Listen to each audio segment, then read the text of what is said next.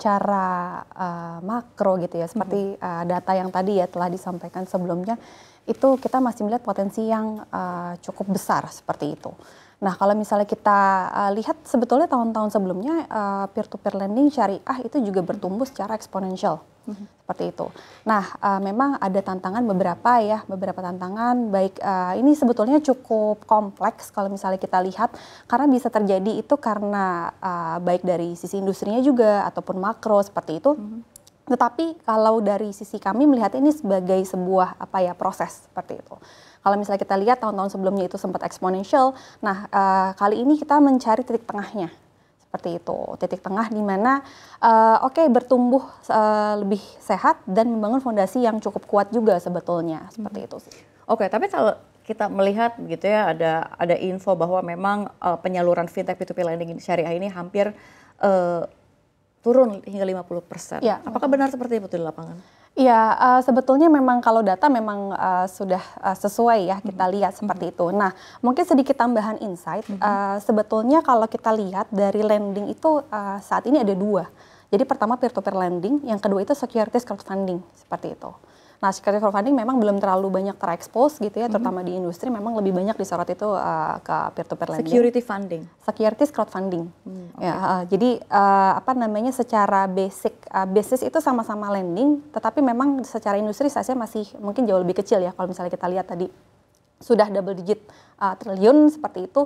Nah, kalau misalnya di securities crowdfunding itu mungkin masih sampai saat ini sekitar 1 triliun seperti itu. Oke, tapi kalau misalnya kita melihat adanya perlambatan dan juga untuk perlambatan penyaluran terkhusus begitu ya, apakah kalau misalnya kita lihat kondisi ini terjadi secara merata semua platform atau hanya terjadi di sejumlah pemain-pemain tertentu saja?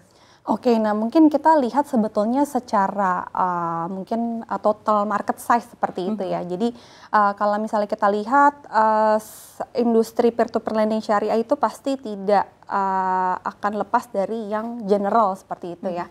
Nah, ketika itu terjadi sebetulnya ada beberapa hal memang secara mungkin kalau kita lihat overall, ya memang itu turun, tetapi kita melihat juga ada beberapa platform yang masih terus bertumbuh seperti itu. Oke, meskipun memang terus bertumbuh, tapi memang adanya perlambatan begitu ya kan? Ini sebenarnya lebih dikarenakan oleh faktor dari makro, terus lalu juga perubahan perilaku investor, atau justru dari isu internal seperti model bisnis dan juga resiko pembiayaan, Mbak Putri? Nah, memang karena dari sisi model bisnis peer-to-peer lending ataupun lending yang direct ya, seperti contohnya securities crowdfunding itu dinamikanya itu akan lebih dinamis. Kenapa? Karena semuanya itu langsung. Jadi misalnya contohnya kita mau bandingkan dengan misalnya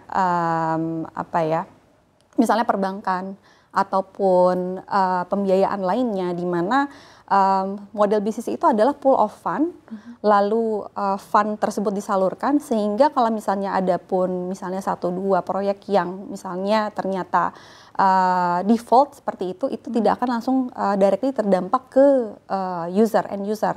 Dalam hal ini nasabah seperti itu atau investor. Nah, peer-to-peer lending ini memiliki bisnis model yang direct, sehingga tentunya itu akan lebih dinamis seperti itu.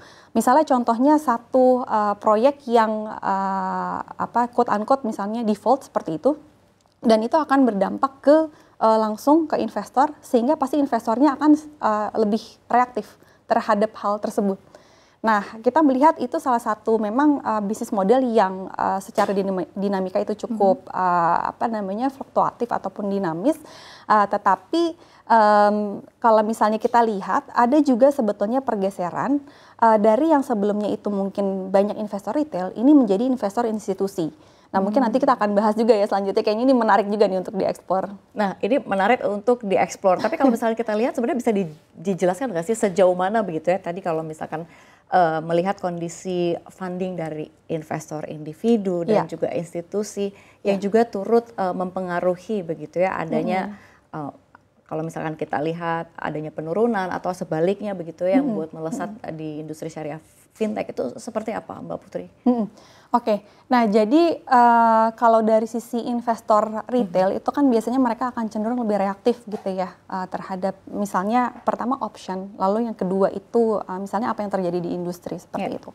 Nah kalau misalnya untuk investor institusi mereka akan melihat ini dengan lebih matang karena mereka punya risk profiling atau tim yang mumpuni untuk menilai sebuah proyek seperti itu.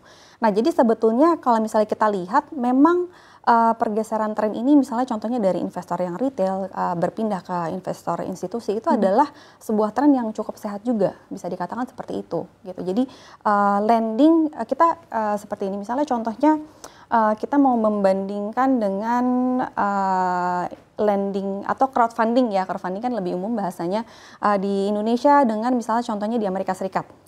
Nah, kita dari sisi level of income aja sudah berbeda seperti itu kan. Literasinya juga mungkin berbeda. Mungkin di sana invest, misalnya ada teknologi apa ya, teknologi baru terus dijual di masyarakat melalui crowdfunding. Ternyata barang itu tidak jadi, itu mereka tidak akan directly, walaupun secara apa namanya impact itu akan terimpact secara langsung, tetapi mereka udah punya literasi yang cukup dan juga risk appetite yang cukup untuk menerima apa namanya kerugian dari sebuah investasi. Nah itu yang memang masyarakat Indonesia kita belum ada di level seperti itu gitu, sehingga makanya tadi kita sampaikan sebetulnya cukup dinamis juga apa yang terjadi di masyarakat seperti itu ya. Misalnya ada satu proyek yang gagal, itu impactnya itu akan lebih besar karena kita memang secara level of economic belum terlalu siap untuk menerima itu.